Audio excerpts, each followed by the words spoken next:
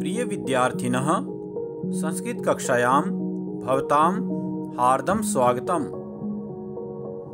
शेमुषी प्रथमः भागः नवम कक्षायाः संस्कृत पाठ्यपुस्तकम्। शेमुषी पाठ्यपुस्तकस्य नवमः पाठः सिकतासेतुः। अद्य एतस्य पाठस्य प्रथमः भागः।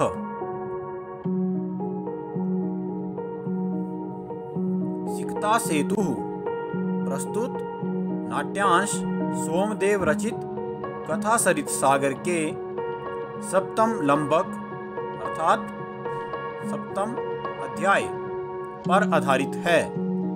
यहाँ तपोबल से विद्या पाने के लिए प्रयत्नशील तपोदत्त नामक एक बालक की कथा का वर्णन है। उसके समुचित मार्गदर्शन के लिए वेश बदलकर इंद्र उसके पास आते हैं और पास ही गंगा में बालू से सेतु निर्माण के कार्य में लग जाते हैं।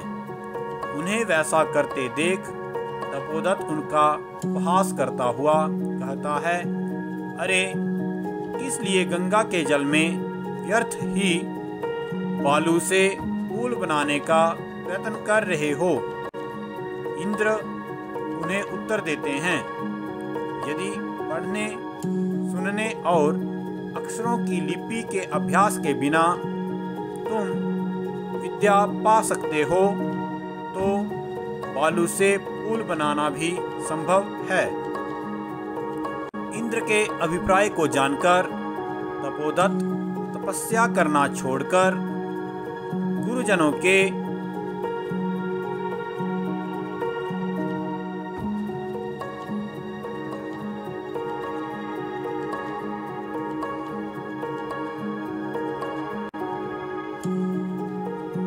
मार्गदर्शन में विद्या का ठीक ठीक अभ्यास करने के लिए गुरुकुल चला जाता है। इदानीं वयं मूल पाठ्यांशं पठिष्यामः। मूलपाठः ततः प्रविशति तपस्यारतः तपोदत्तः। तपोदत्तः अहमस्मि तपोदत्तः। बाल्ये पितृचरणैः क्लेश्यमानोऽपि विद्यां नाधीतवानस्मि। तस्मात् सर्वैः कुटुम्बिभिः मित्रैः ज्ञातिजनैश्च गर्हितो भवम्। ऊर्ध्वं निःश्वस्य हा विधे किमिदं मया कृतं। कीदृशी दुर्बुद्धिरासीत् तदा। एतदपि न चिन्तितं यत् परिधानैरलङ्कारैर्भूषितोऽपि न शोभते। नरो निर्मणि भोगीव सभायां यदि वा गृहे।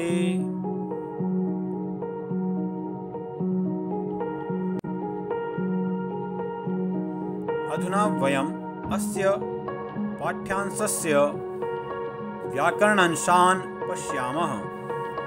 सन्धियुक्तपदानि। क्लेश्यमानोऽपि क्लेश्यमानः धन अपि। नाधीतवानस्मि न धन अधीतवान् धन अस्मि। ज्ञातिजनैश्च ज्ञातिजनैः धन च। गर्हितो भवम् गर्हितः धन अभवम्।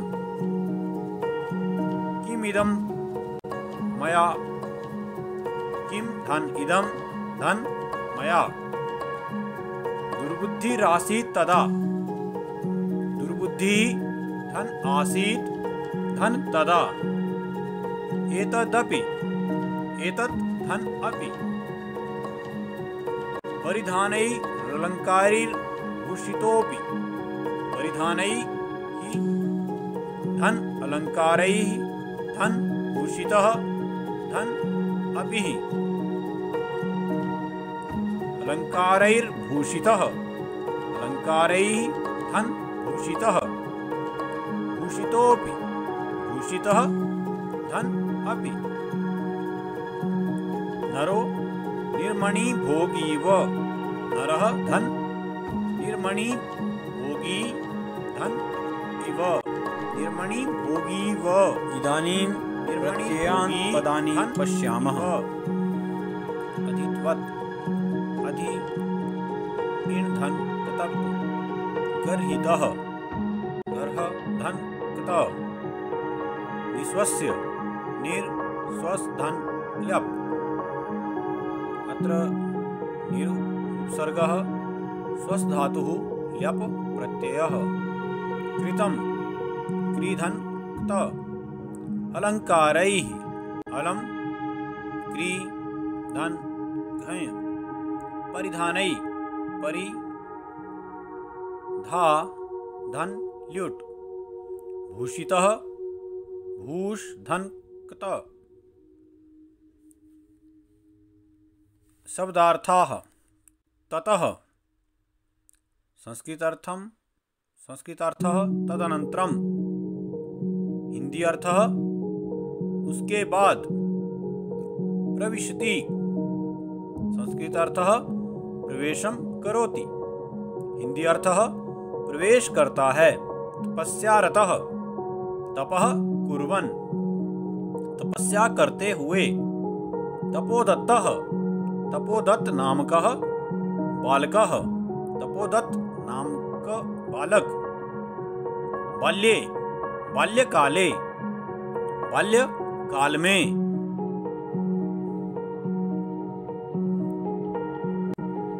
पितृचरणैः तात पादैः पिता के चरणों से क्लेशमानः ताड्यमानः कष्ट दिया जाता हुआ विद्याम शिक्षाम शिक्षा को अधीतवान अधीतवान पढ़ा तस्मात् तस्मात् कारणात् उस कारण सर्वैः सकलैः सभी से कुटुंबीभिः परिवार जनैः परिजनों से मित्रैः सुहृद्भिः मित्रों से ज्ञातिजनैः संस्कृतार्थः बंधु बांधवैः सगोत्रैः हिंदी अर्थः जाति के लोगों के द्वारा गर्हितः निंदितः अपमानित अभवम जातः हुआ ऊर्ध्वम संस्कृतार्थः उच्चैः उच्च स्वर में निस्वस्य श्वासं त्यक्त्वा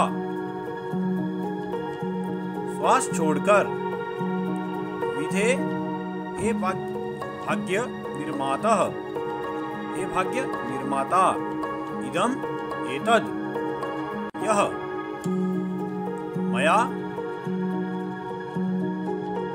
मम द्वारा मेरे द्वारा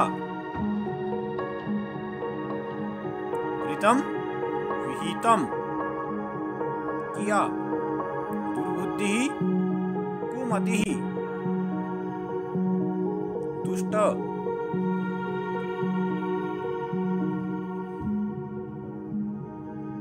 तदा तस्मिन् समये उस समय चिंतितम विचारितम सोचा परिधानैः वस्त्रैः वस्त्रों द्वारा अलंकारैः संस्कृतार्थः आभूषणैः आभूषणों के द्वारा आभूषणों से भूषितः अलंकृतः सुशोभित शोभते सुशोभितः भवति सुशोभित होता है। नरः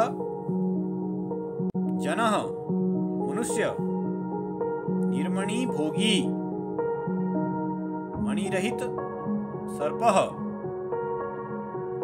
मणिरहित सांप, सभायां परिषदि, सभा में, गृहे गेहे, हिंदी अर्थ घर में। अधुना वयम् अनुवादं पश्यामः। सरलार्थः तब तपस्यारत तपोदत्त प्रवेश करता है। तपोदत्त, मैं तपोदत्त हूँ।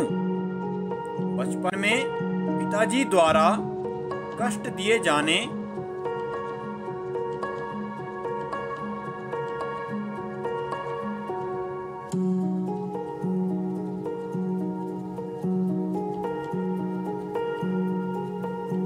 अध्ययन हेतु ताड़ित किए जाने पर भी मैंने विद्या प्राप्त नहीं की, इसलिए मैं सभी परिवारजनों, मित्रों एवं सजातीय लोगों द्वारा, सगे संबंधियों द्वारा अपमानित हुआ हूँ। ऊपर की ओर सांस छोड़कर, हे विधाता, मेरे द्वारा यह क्या किया गया? तब कैसी दुर्बुद्धि थी, यह भी नहीं सोचा कि वस्त्र और आभूषणों द्वारा सुशोभित परंतु विद्या से हीन व्यक्ति भी मणिरहित सर्प की तरह सभा अथवा घर में शोभा नहीं पाता है।